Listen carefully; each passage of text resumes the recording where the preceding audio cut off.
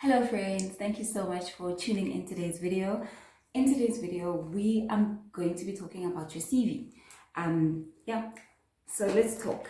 Okay, so you are watching this video because most probably you have been applying for jobs and you haven't been getting a response. And you're wondering why. You've been sending thousands and thousands and thousands and millions of applications and they seem to not be replying. Or sometimes you send an application, a few minutes later, it comes back and it's been rejected. So what is it that I'm doing wrong or incorrectly that is causing that? So today I'll be giving you some advice on what to do to help you get shortlisted for an interview. Okay, so I hope you enjoyed this video. Please don't forget to like, share it with your friends and family. Yeah, this might be helpful to somebody else. Maybe you have a job already, you're not looking for a job, but there is somebody out there that is looking for a job that might benefit quite a lot from this video. All right, okay, so I've been looking through a lot of CVs because recently we have been looking for someone.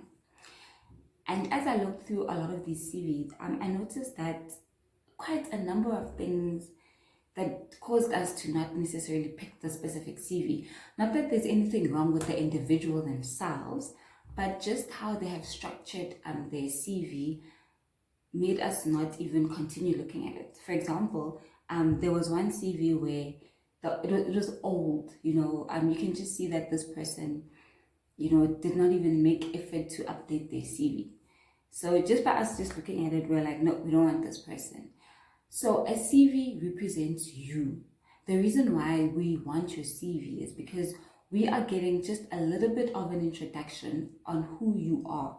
When we look at your CV, we can tell if you are someone that is creative. We can tell if you are someone that pays attention to detail. By looking at your CV, we can tell if you are someone that actually follows instruction. And a CV actually brings out a person's personality. So when you are applying for a job and you haven't done your research in terms of what is the latest trends on CVs or the latest ways that people draw up CVs, that can be a disadvantage on you. There were quite also a number of CVs that I did like quite a lot. I could tell from the CV that this person has a great personality. So here are some tips that are going to help you in constructing your CV. So tip number one, you need to be able to do your research, okay? So you have to go and learn and see the latest CV templates that are used currently. So in the olden days, or maybe a couple of years ago, a CV would just be a piece of paper where you write there without even a photo, where you just put this curriculum vitae, first page, second page, it would be like a list where you write your name, your surname, it was like a list of name, surname, ID number, work experience, blah, blah, blah. No, we don't do it like that anymore. So nowadays, because technology has advanced so much, when we look at a CV, it can be a summary in 1 or 2 pages. It doesn't even have to be long for it to work, So the first thing that you need to do is you need to do your research. Research the latest trends on how they draft CVs. Look at the latest ways or find a template that is relevant this year. Not a template that was used last year, but a template that is for 2021. So you're going to go onto your search engines, whether it be Google or whatever, and search 2021 template for CVs and see how they construct their CV. That will show you, what hiring managers are looking for. Another thing that you must learn about research is when you research about a particular thing, the bloggers that are writing about it have been informed by, those specific companies on how this is how they want things. And also research helps you to become creative in terms of how to format your CV. So your CV should attract, it should be attractive. And the only way that you can get your CV to become attractive is if you do your research. So number one is you need to research the latest trends on templates and formats and fonts on how to conduct your CV. So there are a lot of templates out there, even free templates that you can download literally on the internet, where you just need to do it's a template, it's already been drafted, you put your information there. And the second thing is, guys, you need to add a photo. In the olden days it was not necessary to add a photo, But right now, the way the job market is so competitive, in order for you to make yourself different from other people, add a photo and smile. Because when I'm looking at your photo and I'm looking at your face, I get attracted to you. And by you smiling, it shows that you are a person that is warm, a person that has a good attitude. So you need to add a photo to your CV, because when the recruiter looks at you, they can tell a lot from your personality. Even what you are wearing, I noticed there was this one CV that I was so in love with. The guy didn't even qualify, for the job, but his picture was so professional that I was even more interested to just find out more about who he is. And then I just looked through his whole CV just because of his picture. So add a picture to your CV so that it doesn't even have to be like a fancy picture, just a nice picture with you smiling, looking all nice and neat. That is another thing that you should add. So in terms of number 2 of your CV is you can't use the same template or the same CV for all your jobs. I think that's another thing that people get wrong. So you need to always be updating your CV and make it relevant to the specific position that you are applying for.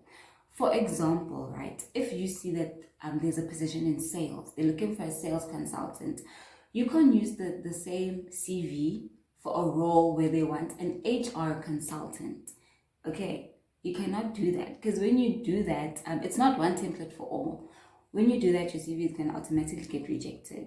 Because when they say they're looking for a sales consultant, when we go through a million of CVs, we will look at ones that have sales consultant and the rest will just shove it away. So when we want someone that has HR, we are going to look at a CV that is written HR. So what you need to do is you should always update your CV and make it in line with the particular job. So how do you do that? Number 1, when a job is being advertised, normally what the hiring manager or the recruiter will do is they will give you a description of what they are looking for. So for example, let's say they are looking for an HR consultant. So they will write there, we are looking for an HR consultant and these are the requirements. So the requirements would obviously be someone that has done or studied HR, someone that has about 3 or 4 years experience, someone that is, people driven or whatever those requirements are. So you're going to take the job description and you're going to look at the requirements. After looking at the requirements, you're going to match your CV with those particular requirements. So if they're looking for an HR consultant and you have studied HR, you have a little bit of experience, a little bit of background of HR, what you're going to do is you're going to go to your CV and you're going to put current what you do. So you're going to write HR consultant. So it's going to be a picture of yourself and at the bottom, HR consultant. So that is the first step of them actually looking at your CV. After that, you're going to look at your work experience, right? So compare your work experience with what they want. For example, maybe if the role is HR consultant, but in this particular role, because HR is so broad, so in this particular role, maybe they're looking for somebody that will do filing, for example, that will do filing. And you have worked in filing, right? So you need to specifically say that I have experience in filing in my previous job. I have done, I was assisting with administrative work, you need to give them particular details of what you've been doing. So you take, the job description and you match it to your CV, right? So that is another way of actually doing it. And last but not least, step number 3 is in terms of your letter cover or introduction. So when you are applying for a particular role and there's an email address that you have to send to, remember with the email address, it's a lot of people applying. So you find that a recruiter is going to have about 500 CVs to look at. And what I've noticed is when I was looking at CVs, some people would just necessarily just send through the CV without saying hello, without saying dear hiring manager. They just send it like boop, go hiring manager, figure it out what role it is. So that was mistake number 1 that I picked up. Mistake number 2 is people would, in that specific email, they would write the wrong title to show that they didn't even read the job title, or they saw it was like a job, like boop, there's a job, here's an email address, send. No, You need to look at what the job is requiring, you know. Sit there and look and write it properly and say, dear hiring manager, in this email, I am applying for the position that was advertised. Then you name the position, human resource consultant. I believe that I am best for the job because these are my characteristics. Just a short little introduction as to what you are applying for and why we should look at your CV. When you do that, you attract us and you actually make us a little bit curious on who you are. So you should, you know, write your email template properly. And another thing, I know I said this was the last one, but just another one, two more. Number 4 is you need to literally have a cover letter.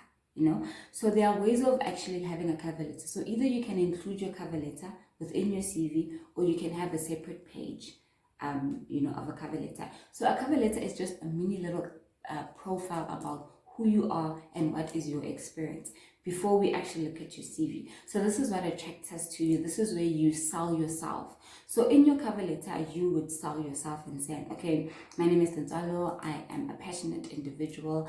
I like, I'm organized, I am. So it's almost like a tell us about yourself in your little profile that will attract us to you even before we call you for an interview.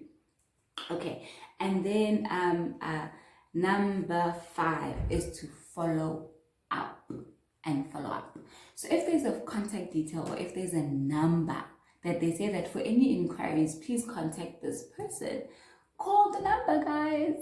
Call the number, because when you call the number, it shows that you are very interested in this position. It also helps the recruiter extract your CV from all the other CVs. For example, a guy, I think it was it 3, imagine from 300 CVs, I think I got about 200 CVs that I got, only 3 people called or contacted us. One person was like, hi, I would like to chat. They went onto our Facebook page and they were like, hi, I'd like to chat. Is this post true? What do I need? They got more information and I was able to help them with that. The second person actually gave me a call and was like, hello, I applied for this position. I wanted to find out more.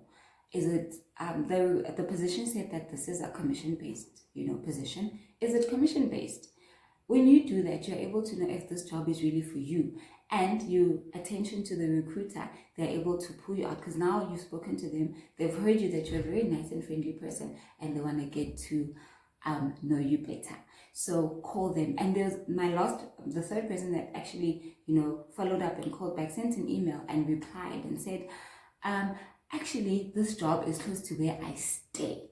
I'm very interested to find out more, and I was able to actually communicate. So that's another way of helping yourself, you know, extract your CVs from all the millions and billions of CVs. So yes, guys, go do your research, get a template. I will be posting another video showing you on how to draft a professional CV. I hope that you enjoyed this video. Please don't forget to share it with your friends and family. These tips can really change somebody's lives. Thank you so much.